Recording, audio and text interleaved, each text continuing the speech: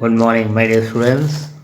In today's class, we are going to see History Unit 5 Educational Development in India. Education is a continuous process of acquiring and sharing of knowledge, skills, and values. It plays a vital role in shaping responsible people. Let us learn the development of education in India through the ages. Education in ancient India.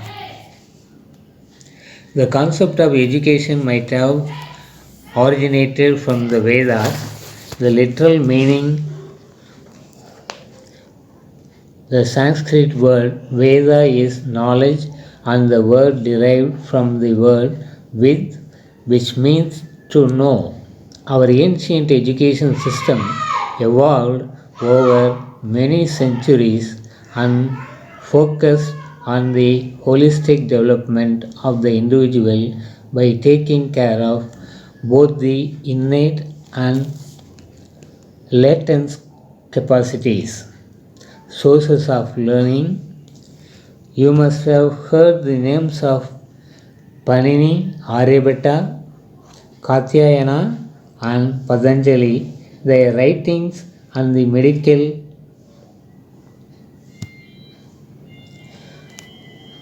treatises of Charaka and Sushruta were also some of the sources of learning. Physical education too was an important curricular area and pupils participated in games and recreational activities. The gurus and their students worked conscientiously together to become proficient in all aspects of learning. A system of peer learning was also practiced, like you have group or pair work. Ancient education system in India, a way of life. In ancient India,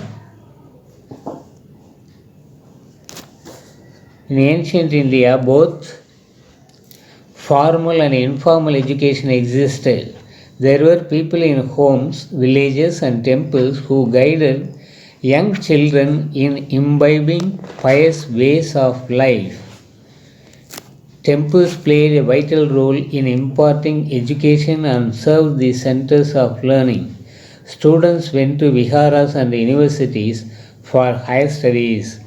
Teaching was oral and students remembered and meditated upon what was taught in the Gurukulas. Many of these Gurukulas were named after the sages. During the early period, education was imparted by the teacher, Guru or Acharya to the pupils who gathered around him and came to live in his house as members of his family. This was known as Gurukula system of education. The main objective was to have complete learning, leading a disciplined life, and realizing one's inner potential. The Gurukula was also the place where the relationship between the Guru and the students strengthened with time. Many monasteries and viharas were set up for monks and nuns to meditate, debate, and discuss with the learned for their quest for knowledge during this period. Viharas and universities, Buddhist period. In Jataka tales, accounts given by Huan and Ai Xing, the Chinese scholars, and other sources tells us that kings and society took an active interest in promoting education. As a result, many famous educational centers came into existence. Among the most notable universities that emerged during that period were situated at Taxila, Nalanda, Vallabhi, Vikramshila, Vadantapuri, and Jagadala. There was also occasional summoning by a king to a gathering in which the scholars of the various viharas and universities would meet, debate, and exchange their views. Role of the teacher. Teachers had complete autonomy in all aspects from selection of students to designing their syllabi. When the teacher was satisfied with the performance of the students, the course concluded. Debates and discussions were the primary methods of teaching. Teachers were assisted by their advanced level students. Education in medieval period. Medieval period witnessed a radical transformation with the introduction of Muslim education in the Indian subcontinent. The country was invaded by various foreign rulers and several traders from different parts of the world. The tradesmen and the invaders brought with them their own cultures and intermingled with the people of the country. Besides, religion, society, and culture, education in medieval India also experienced a new perspective. In the 11th century, the Muslim rulers established elementary and secondary schools. Education developed with a fresh aspect during that period as there was an excellent interaction between Indian and Islamic traditions in all fields of knowledge. Before the arrival of the Muslims in India, a developed system of education was already in place. Muslim rulers promoted urban education by bestowing libraries and literary societies. Several madrasas were set up by the sultans and nobles. The main objective of these madrasas was to train and educate the scholars who would become eligible for the civil service. Iltutmish was the first ruler to establish a madrasa at Delhi during his rule. The system of education in medieval India was under the control of ulama. Various subjects such as medicine, Arabic literature, grammar, and philosophy were also taught. Women education in India was prevalent during the medieval period. Raja Jai Singh of Jaipur encouraged learning of scientific subjects. Besides, many institutions were started by private individuals as well. In the later medieval era, the British came to India and introduced English education.